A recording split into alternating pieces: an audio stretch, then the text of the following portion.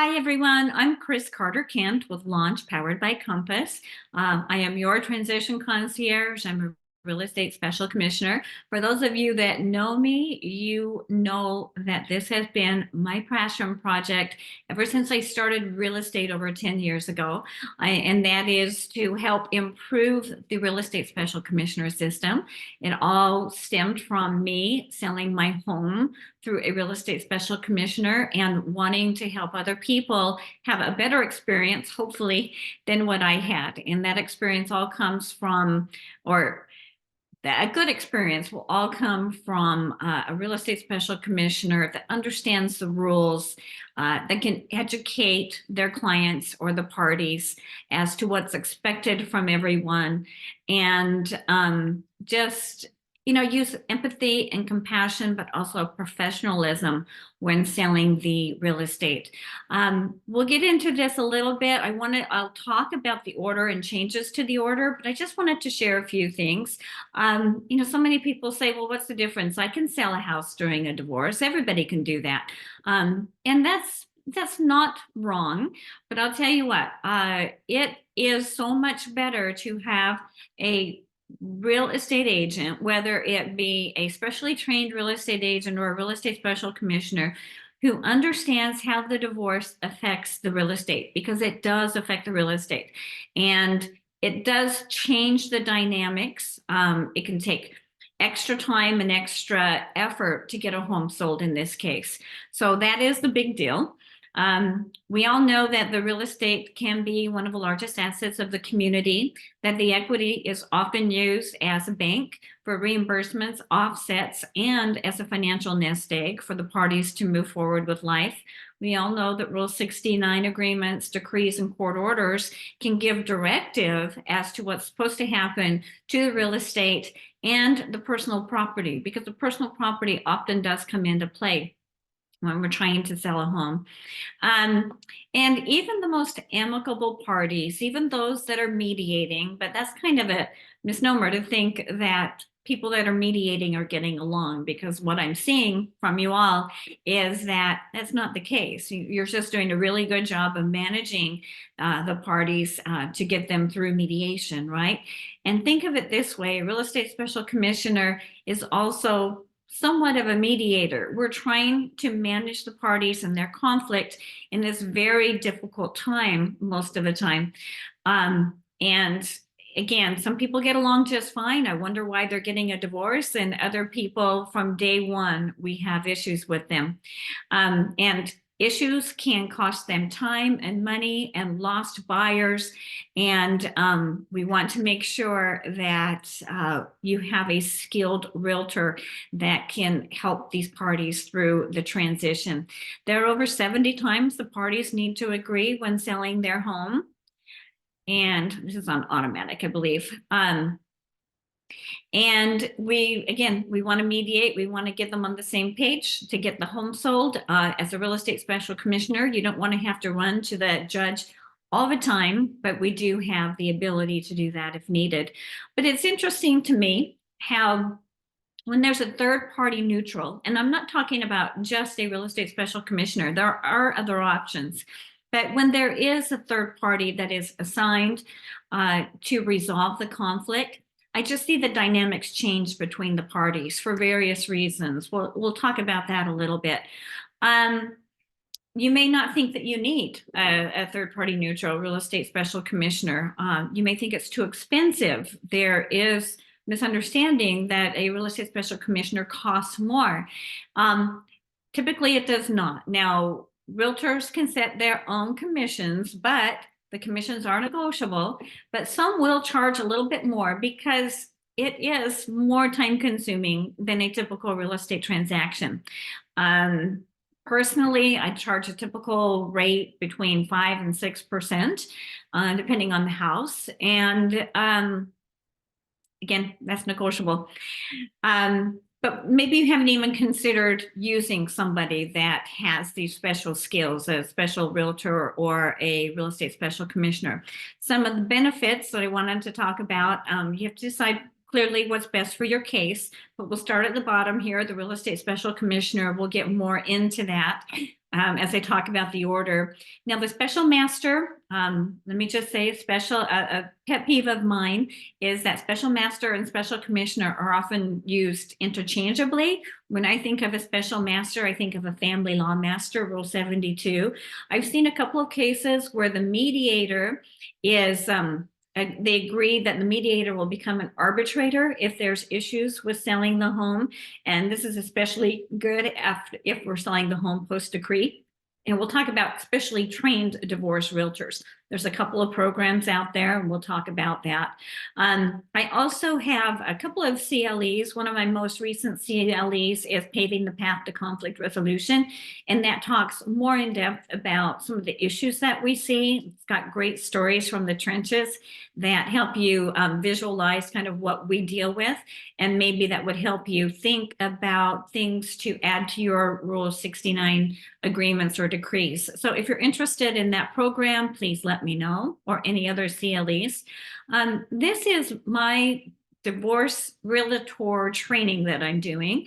It's a designation that I will give real estate agents. Now, this does not train them to do court work, okay? This is something I've been doing for over 10 years. I work with a lot of realtors. I have taught them, worked with them side by side, and tried to help them through some divorce cases. And I give them the special training that I have, honed over 10 plus years. And I felt that it was really finally time to formally offer this training, because there are other training programs that have come into town. They're coming in from Tennessee and Colorado and California, but they are not Arizona based. They do have some good information that they share. In my opinion, it's not thorough, and they can be really expensive courses.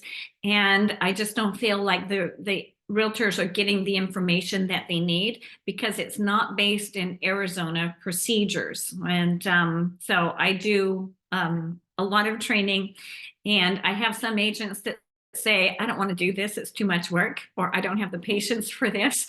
So it kind of helps us weed out some other agents too, and that might want to move on and be trained by the Maricopa County Bar Association for the court appointments. Just real quick, other options, Rule 67.2, your mediator can become an arbitrator. The pro for that, to have that private judge, is easy access to them, and they can make binding decisions. I guess one of the cons, now this came from a presentation that Barry Brody gave, is that an arbitrator's decisions are non-appealable.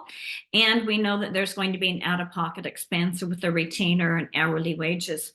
The Rule 72, the family law special master, same thing, easy access. Now, I'll just share with you, it is not unusual for a buyer's offer to come in at Friday night at 10 p.m. of a 3-day weekend, and they want an answer in 24 hours. Especially, there's timelines and deadlines throughout the transaction, but the most important is the buyer's response when they give us an offer. So a lot of times we have just 24 hours. And if the parties are feuding and they can't make a decision, then the buyers may walk. Although we can typically ask them to stick around until we can make a decision. But that's why having the private judges, the arbitrators and the special masters, they might be able to do a hearing on a Saturday morning if we can't get the parties to come to an agreement. And again, and their decisions can be binding if the parties agree. So that's a pro. One of the cons is the out-of-pocket expenses once again. And then we've got our Rule 95G, the Real Estate Special Commissioner. The roster was eliminated, but the Rule 95G remains. The pro for this is it's a neutral realtor that has access to the judge. And the con has been a lack of trained realtors to do the work. And we're going to fix that at the Maricopa County Bar Association. when Judge Cohen wrote this administrative order, I did ask him, now that the roster has been eliminated, can we create a new roster? And he said yes, they would love that. The court is very excited that the MCBA is going to do this. Now, let me just note, they cannot endorse one roster. So you might see other rosters out there, but the Maricopa County Bar will have the gold standard. They'll be training agents, and they will have a committee that interviews agents to get them onto the roster. They will have oversight and a grievance process. And policies and procedures, we're doing new policies and procedures, and I feel like that is almost one of the most important documents, because I consider it the roadmap. And again, like I mentioned, I believe the parties really need to be educated. Clearly, the real estate special commissioners need to be educated, but in every case, the parties need to be educated, and the policies and procedures is their roadmap to understanding their rights and responsibilities, okay? And we define the rights and responsibilities of all parties in the policies and procedures. So now we have the order for appointment of special commissioner for the sale of real property, revised November 2023. The last revision was 2018. What has changed? We will go over paragraph by paragraph the changes. I'll share with you, it's not perfect, but it's pretty darn close. It's in black and white. We know there's a lot of shades of gray that can happen. Therefore, if you need to customize this or want to customize this to your case, that is okay. Judge Fisk has asked that you do that in an addendum. This first page, we submitted to the court, but they removed it. So it's not with the order that's in the family law widget. I think that's what you call it. But this basically is just updates for clients that have protected addresses. We just updated the link and the telephone number. So if you need that information, just go ahead and ask me. As the order begins, they say that it's pursuant to Rule 95G, of course, and the applicable administrative orders. The 2020 order, so it's Administrative Order 2020-180. I understand that that's going to be updated sometime soon. So whatever order is applicable at the time is the rule. In paragraph 2, I've highlighted the changes or important things to talk about. In red, I've just made some of my own comments. They removed the need for a legal description of the property. They didn't want to burden the judges to have to look that up. But I would recommend that if you are proposing a form of order, that you do add that. We want to make sure that we are selling the correct parcel. It's easy to look up in the tax records, or just call a realtor and they can look it up. We have very easy access to the tax records. One of my favorite changes is no longer will they be sending the order snail mail. Well, they can, but they have agreed and they are able to notify the real estate special commissioner via their email address. So this is new. If you will make sure to put that, you can put a mailing address or an email address, telephone number of the special commissioner. Now, the parties are supposed to contact the special commissioner within 3 days, but I'll tell you what, the person in the house is typically the person that does not want to sell. So if you would just get into the habit of when the order has been signed, reach out to the special commissioner. And if the opposing party is pro per, if you have their contact information, if you could share that, that would be amazing. Otherwise, we will call the JA. Paragraph 5, nothing changed with E&O insurance. Paragraph 5 is new, residential possession of the property. This is basically saying that anyone in the property must keep it show ready at all times. It used to be that if they weren't doing that, and that's a really difficult task for some people to keep that home show ready. Again, especially if they don't want to sell the house and they don't want it to look good because they don't want it to sell. That's one of the reasons we would have to go to the judge, but now it's already in the order to be enforced. Same with production, completion, and execution of the required documents. They must be done timely. We have so many timelines and deadlines. You understand that, right? And people just sometimes ignore them. They think they don't apply to them. So here we just define that they must sign all of these documents timely. I will say, however, we'll see in some of these paragraphs, they do have a voice. If they disagree with some of the things that real estate special commissioner is recommending, they do have a voice, okay? Access and showings. This says that the parties will cooperate in good faith to give us access to the home for showings, inspections, and appraisals. They will give us a key within 48 hours of request. They'll let us put a lockbox on the house and yard signs, and they will allow us into the home for a minimum of 5 hours daily. Now, I wish this were a little bit different. I know we talked about this in the committee. I really feel that this should be from 8 a.m. to 7 p.m. daily, because some buyers need to come in the morning, some buyers need to come after work. So if you are customizing an order, you might want to consider changing that. Otherwise, we can work with 5 hours daily. Yeah, and it does state that the parties should I wouldn't say agree. I don't want to force anybody to agree, but they need to take our recommendations regarding marketing, okay? It's no skin off their back. If we want to market something, that's a good thing, right? And that includes open houses, because some people don't want open houses. And I'll tell you what, open houses do sell homes these days.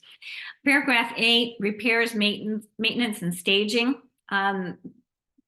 The real estate special commissioner can make recommendations, but I just wanted to emphasize that they only have to do recommendations that they agree upon. So let's say I recommend, okay, let me use an example. There was a case where a real estate special commissioner insisted that the home be painted and the carpet be replaced. And the wife did that to the tune of $10,000 and got to close of escrow. And she wanted to get reimbursed $5,000 from the ex. And he said no, because he had never agreed to the paint and the carpet to begin with.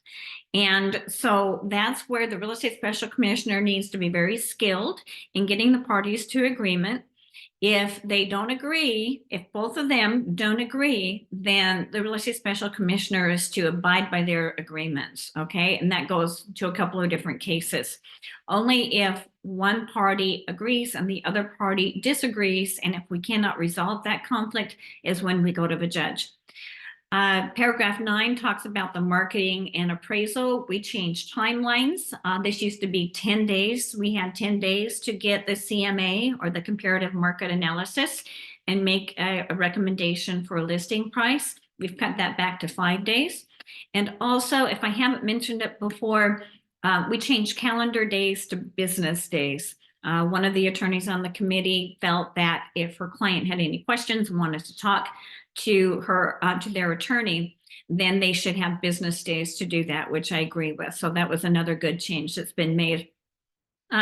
So our role, and this hasn't happened in the past, and it has led to some lawsuits, okay? So we want to make sure that the special commissioner knows that they need to submit that report to the parties, and the parties have 5 business days to comment. Of course, they can pick up the phone, they can ask questions, they can talk. But if they have an issue with what the special commissioner is suggesting, then they need to put it in writing in an email to all parties, all right?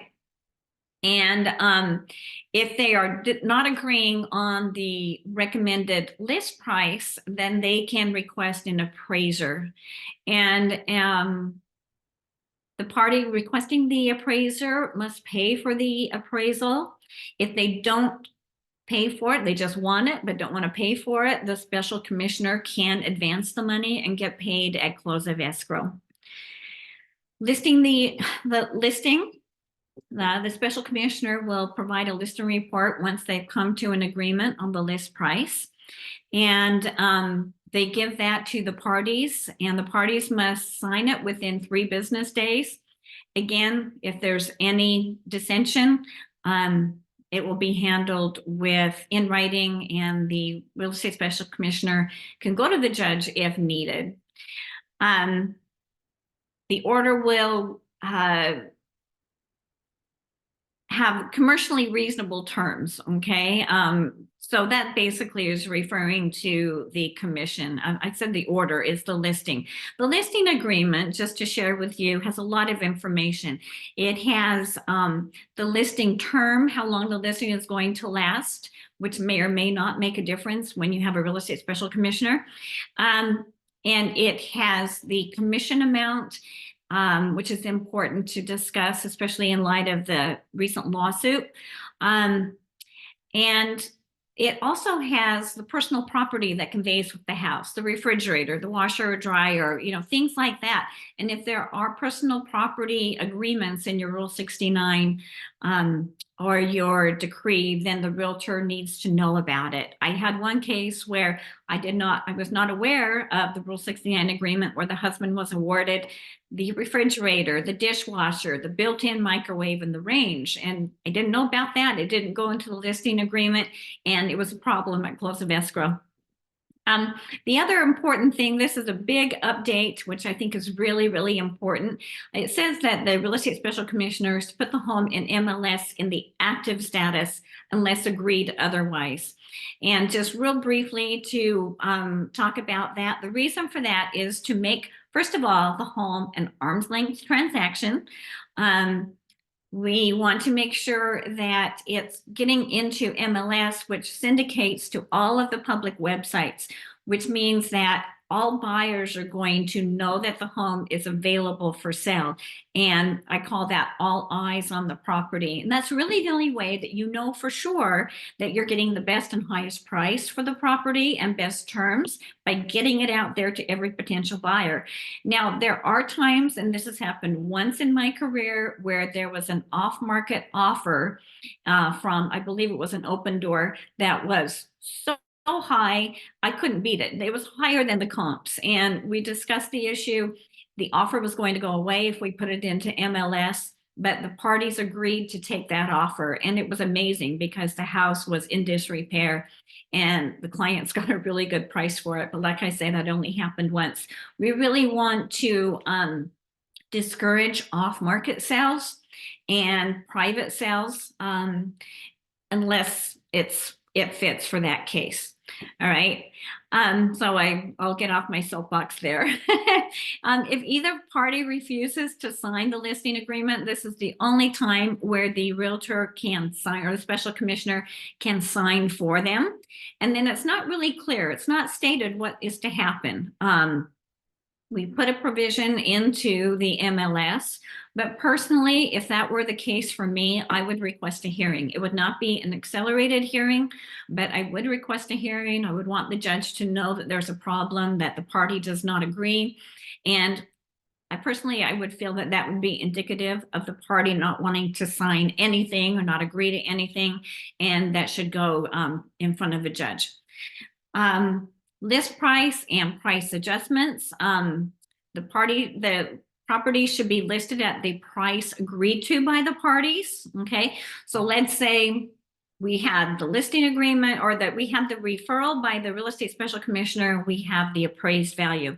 Let's say the real estate special commissioner suggested 600. Let's say the appraisal came in at 585,000. I feel that the best business practice there would be to go ahead and list at 600, because realtors sometimes know a little bit, they know the market differently than the appraiser, because we know buyer trends, right? So I would say list at 600,000 for 14 days to see what the market does. And if you get an offer, that's great. If you don't, then I would reduce to the appraised price within 14 days. That's just an idea, but that's something that I would recommend. And we'll be talking in the training about best business practices, okay? Especially when you come into shades of gray.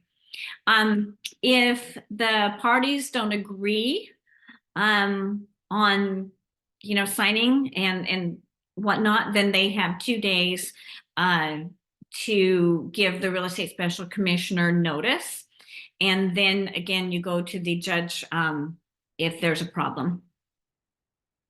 Compensation, this basically just states that the real estate special commissioner will get paid any out-of-pocket expenses that have been agreed to at close of escrow, and they will also get paid their commission at close of escrow.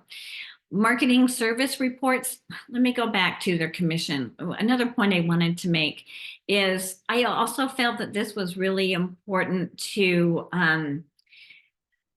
have the real estate special commissioners a little more accountable than they have been in the past.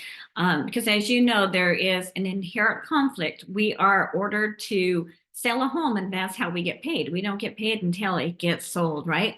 So when one of my passions, again, was to create oversight, to keep everybody in line. Let's just put it that way. Marketing service reports, these are basically reports that we're asked to do every 30 days. However, I do them weekly, and sometimes I will summarize things in 30 days if a lot has gone on. But it's just important for the clients to get reports so they know what the real estate special commissioner is doing. And it used to be that we were to give the reports to the attorneys. Personally, I don't like increasing legal fees for the parties. So I've always said to the parties, here's the report, and if you want to share it with your attorney, please do. We do not file them directly with the court. We don't want to waste the court's time. But if we have a hearing, we can present them at a hearing. Offers and responses. Once again, the parties shall timely respond to all of the offers, counter offers, any addenda, the BINSR, which is the buyer's inspection notice for repairs, in a timely manner. And if anyone refuses to sign, that's also, again, where we go for court approval, which is section 16 that we'll get to. And I don't want you to think that we're running to a judge all the time. I would say I'm doing this for over 10 years. I have to go to court probably less than 10% of the time. And usually if you go to court once and just take care of everything, maybe twice, but unless you've got a really rare case. So it's not like we're running to the judge all the time. And again, having that third party neutral really helps. Changes, the special commissioner may from time to time request reasonable changes. And if the parties agree to that, then the changes are made. If they don't agree, then the special commissioner abides by their agreement. If one agrees, the other one doesn't, then we've got some work ahead of us. I just wanted to enforce here that the parties have a voice, and if they agree, then their agreements are something that the real estate special commissioner is to abide by. You hear a lot of times people saying, well, they bullied me. The real estate special commissioner bullied me. Well, I'll tell you what, we get bullied a lot, but I just like approaching this not as bullying, but if somebody doesn't agree with what I say, I just share with them, here's the rules, and we're following the rules, and you have a voice, and if you want to be heard by the judge, we can go to the judge. Court approval, the courts may direct the real estate special commissioner to sign all documents, including the deed to sell and transfer title. And that's under Rule 89.